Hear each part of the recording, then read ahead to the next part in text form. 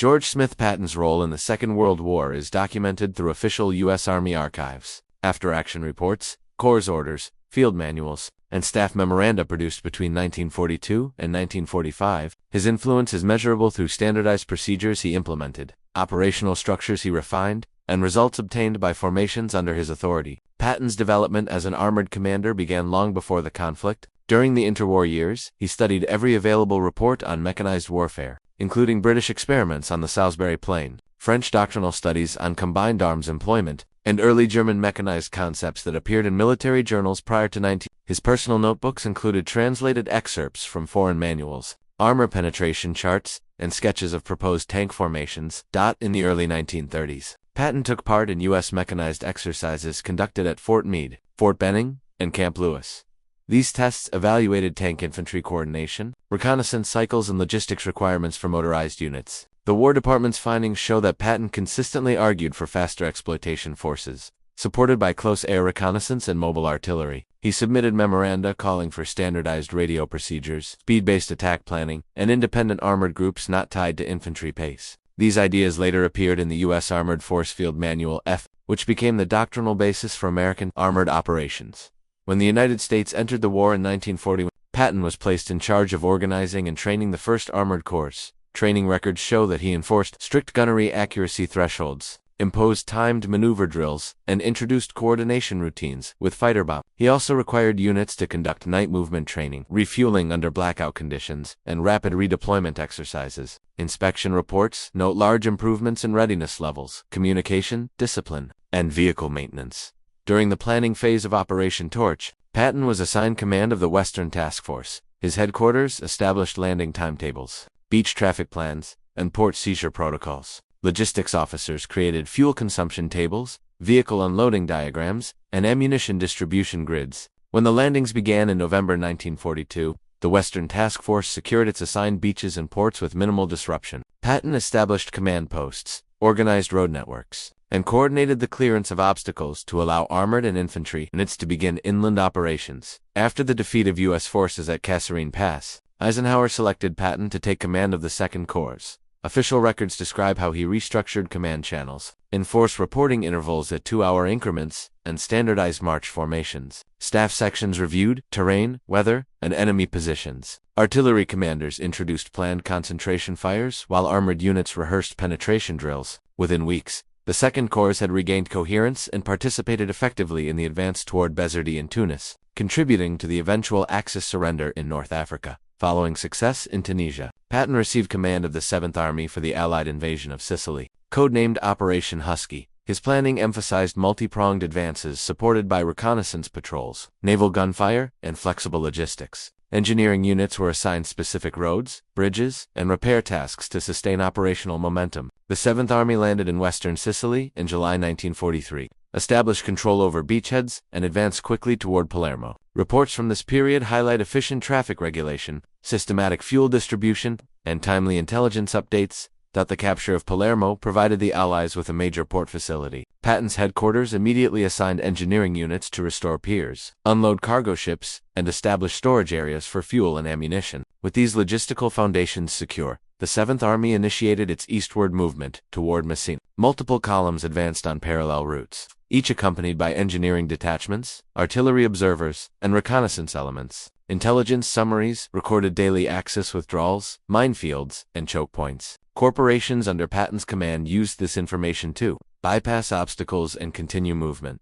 The campaign ended with the capture of Messina, achieved ahead of the 8th Army advancing from the south. Operational historians credit Patton's rapid exploitation, road allocation, and decentralized corps initiative for the speed of the advance. After the Sicily campaign, Patton was reassigned to organize the 3rd Army for future operations in France. Pre-deployment training focused on large-scale maneuver, river crossings, logistical discipline, and coordination with tactical air forces. Supply officers created mobile depots, fuel points, and maintenance columns capable of moving at high tempo. Preparations also included extensive intelligence work. Patton's G2 section created detailed studies of French road networks, bridge load capacities, rail junctions, and expected German defensive positions. The 3rd Army maintained a full suite of mapping sections, engineer reconnaissance teams, and aerial photography units. These preparations were designed to enable fast exploitation once a breakout occurred from the Normandy beachhead. Third Army entered combat in August 1944, after the success of Operation Cobra, created an opening in German lines south of St. Patton's headquarters had prepared for this moment for months. Movement tables, route overlays, fuel projections,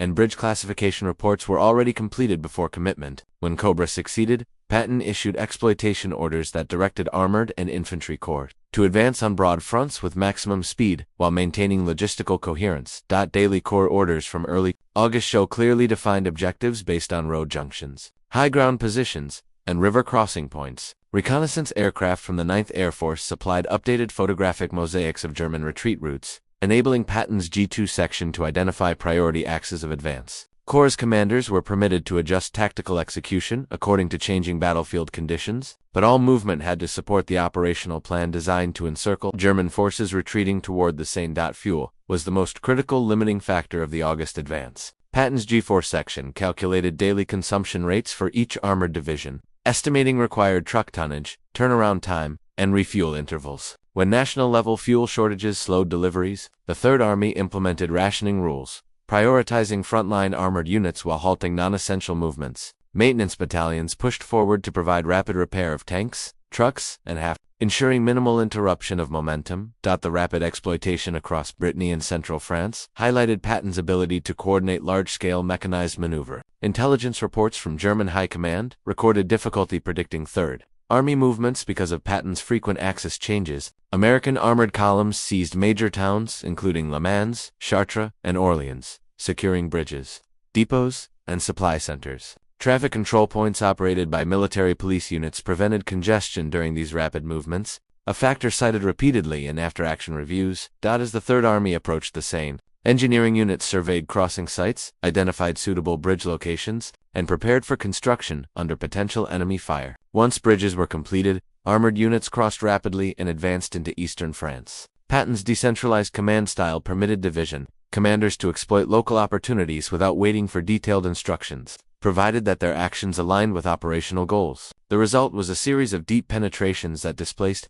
German formations and limited their ability to organize cohesive defenses. By early September 1944, the Third Army had reached the Moselle River. German defensive preparations in the Lorraine region included fortified villages, interlocking artillery positions, and strong natural terrain features. Patton's staff produced daily intelligence summaries integrating aerial photographs, prisoner interrogations, and intercepted communications. These summaries detailed German order of battle, predicted counterattack directions, and highlighted vulnerabilities. Based on this information, Patton approved a series of river crossings, aimed at establishing footholds on the eastern bank. The initial crossings encountered strong resistance. Heavy rains transformed the riverbanks into mud, slowing engineering operations. German artillery targeted bridge construction sites, requiring counter-battery fire and smokescreens. Despite difficulties, armored and infantry units secured bridgeheads near Arnaville and Dorna. Engineers expanded these crossings by constructing additional bridges, enabling armor to support infantry positions under threat from German counterattacks. The Battle of Metz demonstrated the need for methodical reduction of fortified positions. The German garrison occupied forts built in the late 19th century, reinforced with concrete, steel, and underground passages. Patton ordered systematic artillery bombardment, supported by observation aircraft and ground observers. Engineers cut wire obstacles, breached walls, and cleared minefields. Infantry units advanced in controlled phases, capturing strong points one by one. The coordinated reduction of the Metz defenses required weeks of sustained effort but ultimately succeeded, opening routes for further operations. Following the capture of Metz, Patton planned to push toward the Saar River and into Germany. However, deteriorating weather, supply shortages, and German resistance slowed progress. The Third Army conducted limited advances while preparing for renewed operations in early winter. During this period, staff officers reviewed logistical flow, ammunition levels, and maintenance status to ensure readiness for future operations. In December 19th, German forces launched a major counteroffensive in the Ardennes. Patton's staff had previously produced contingency studies analyzing road networks, terrain, and likely German avenues of approach. When Eisenhower requested support for the defense of Bastogne, Patton presented an immediate plan to pivot 3 corps northward. This maneuver required redirection of supplies, reassignment of artillery, and coordinated movement across congested routes. Traffic control became a decisive factor in enabling rapid redeployment. Military police companies established alternating flow patterns, regulated convoy spacing, and enforced march discipline. Engineers prepared roads for heavy traffic, cleared snow, and constructed emergency bridges. Artillery units were positioned to provide support for advancing columns, while reconnaissance aircraft monitored German troop concentrations. These preparations enabled Third Army units to reach Bastogne and break the encirclement by late December. After securing Bastogne, the Third Army resumed offensive action to restore Allied lines to pre-offensive positions. German units suffered heavy losses during the failed offensive, enabling Patton's forces to regain momentum. Third Army reports documented the destruction of German vehicles, seizure of supply depots, and capture of prisoners during these operations. After stabilizing the front following the Ardennes counteroffensive, Patton directed the Third Army to resume operations aimed at breaching German defensive belts along the Saar River. Intelligence sections analyzed enemy dispositions using aerial photography, signal intercepts, and prisoner interrogations. These sources confirmed that German formations maintained a mixture of Volksgrenadier divisions, remnants of panzer units, and hastily organized security battalions. Patton's staff evaluated these forces based on estimated manpower, equipment, strength, and logistical condition. Operational planning for the Saar crossing relied on reconnaissance twos to identify weak sectors. Small units probed German lines to determine response times, fire density, mine distribution, and the presence of reserves. Data collected from these probes informed corps-level decisions about attack timing and the assignment of artillery support. Patton approved a phased approach: initial infantry penetration, establishment of bridge, and rapid exploitation by armored units once crossings were secure. Engineers played a central role in these operations. They constructed assault bridges, cleared obstacles, and stabilized riverbanks in preparation for heavy vehicle movement. Equipment lists from engineering battalions include pontoon sections, demolition charges, bulldozers, and mine-clearing tools. Coordination between engineers, artillery units, and infantry ensured that crossing sites were operational despite enemy fire and winter weather. After establishing footholds, the Third Army began a series of attacks to break German defensive positions. Artillery brigades executed pre-planned barrages based on detailed target lists. Forward observers corrected fire and adjusted concentrations according to enemy movement. Infantry and armor advanced in coordinated formations, supported by tank destroyer battalions, to counter potential German armored counterattacks. Tactical air support from the 9th Air Force targeted secondary defenses, supply columns, and communication nodes. The successful breach of the Saar line enabled Patton's forces to advance into the Palatinate region. This area contained industrial centers, transportation hubs, and supply depots critical to German operations.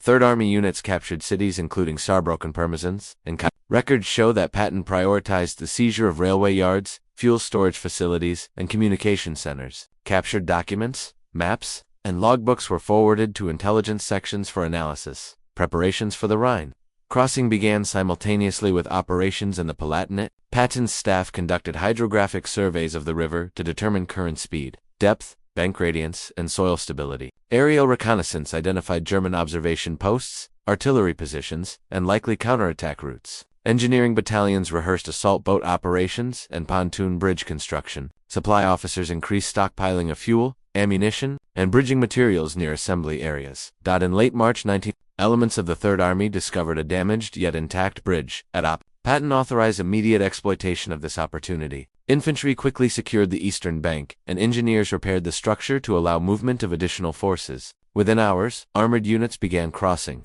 establishing one of the earliest Allied bridgeheads east of the Rhine. This success facilitated a rapid breakout into central Germany. Once across the Rhine, Third Army Corps received directives that emphasized simultaneous advances on multiple axes. The objective was to prevent German forces from forming new defensive lines and to capture key terrain before reinforcements could be assembled. Corps commanders were granted significant freedom of action within broad operational goals. This decentralized approach produced rapid gains and limited organized German resistance.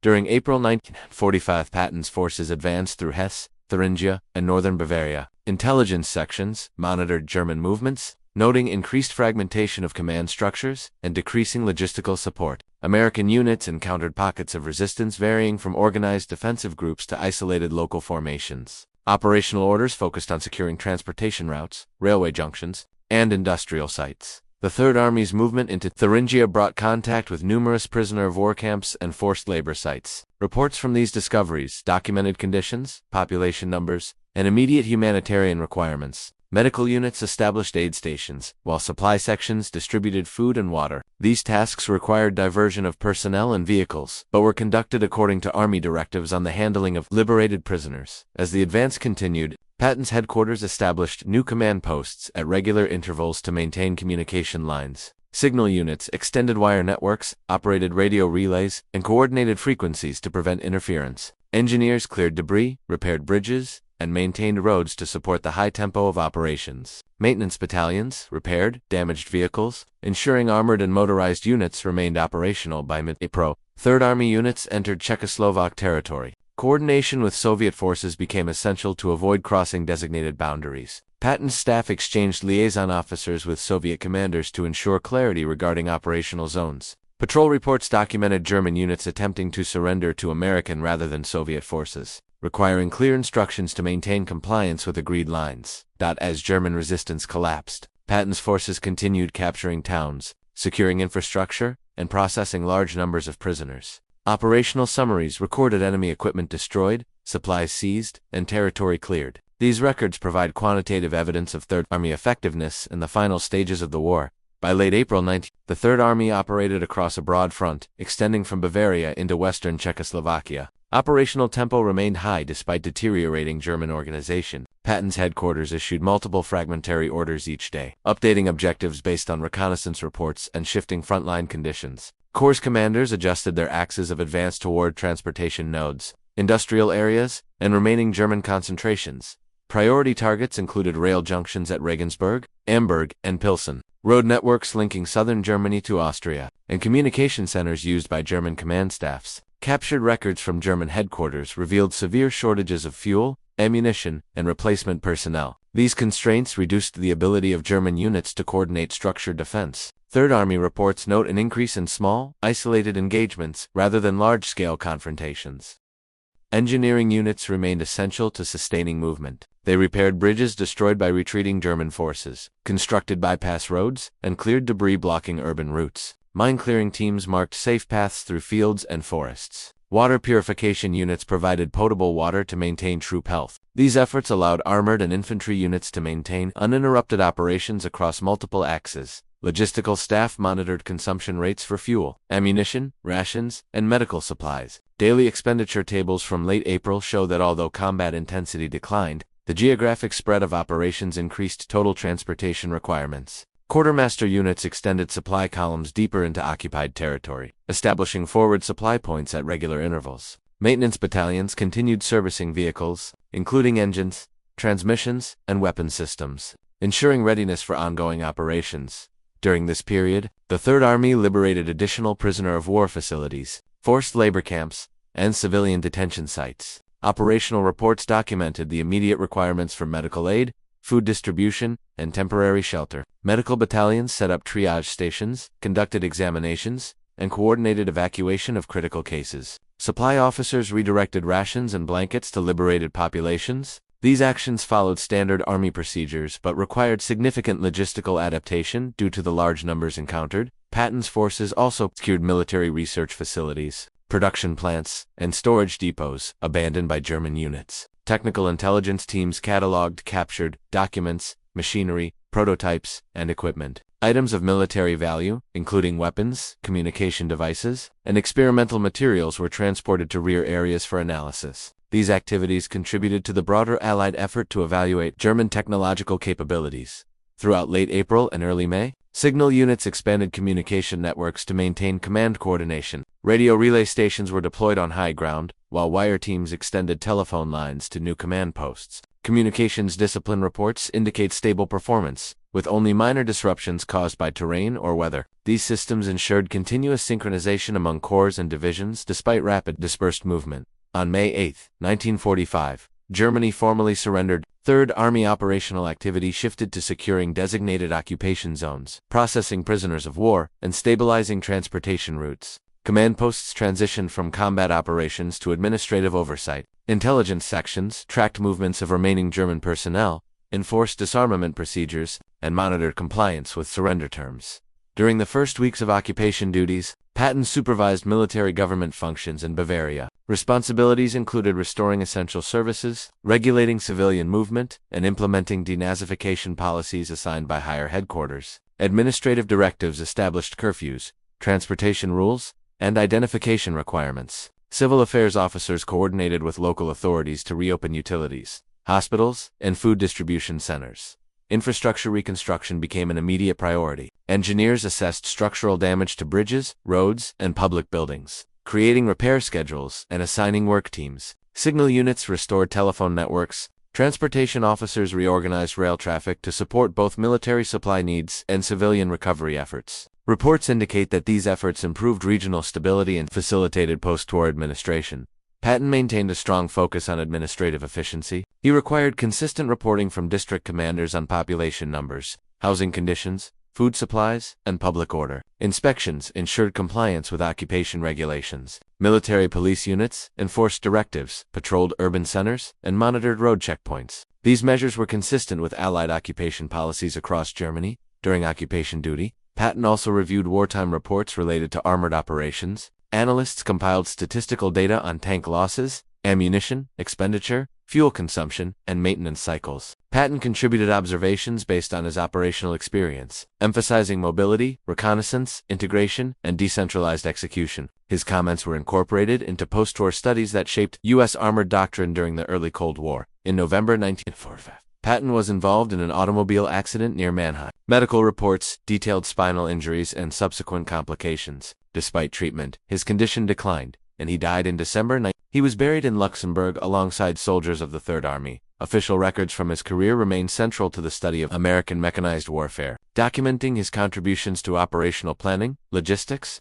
and combined arms coordination. George S. Patton's impact on the Second World War can be evaluated through measurable operational outcomes, documented doctrinal contributions, and quantitative performance indicators collected by the U.S. Army's historical divisions. Third Army archives contain detailed summaries of advances, objectives seized, enemy units destroyed, prisoners captured, and logistical throughput. These documents allow a precise assessment of Patton's role in accelerating Allied operations across France, Belgium, Luxembourg, and Germany. According to Third Army records, formations under Patton's command advanced thousands of kilometers between August 1944 and May 1945. Daily situation maps show rapid changes in frontline positions, reflecting continuous forward movement. These advances disrupted German defensive planning, prevented cohesive withdrawals, and forced German units to fight under conditions unfavorable to organized resistance. Patton's emphasis on maintaining momentum reduced the time German commanders had to react, resulting in persistent operational pressure. Logistical reports confirm that